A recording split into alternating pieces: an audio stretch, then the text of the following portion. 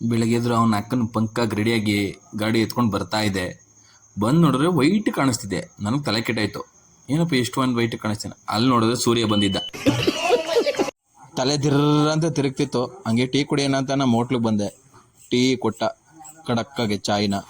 ಅಲ್ಲೇ ಕುಡ್ಕೊಂಡು ಅವನ ಮಕ್ಕ ನೋಡ್ಕೊಂಡು ನಿಧಾನಕ್ಕೆ ಬಂದೆ.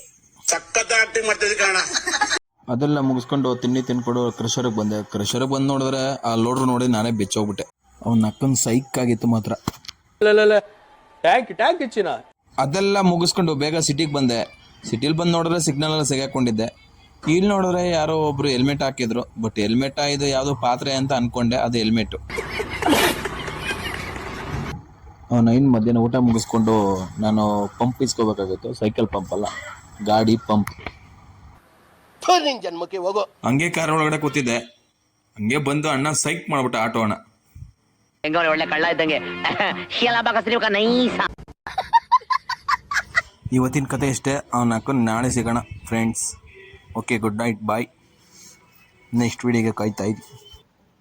ಎಂಥ ಒಳ್ಳೆ ಮಕ್ಕಳಿಗೆ ಜನ್ಮ ಕೊಟ್ಟೆ. ಒಂದೊಂದು ಮುತ್ತು ಕಣೆ, ತಪಸ್ಸು ಮಾಡಿ ಪಡಿಬೇಕಿಂತ.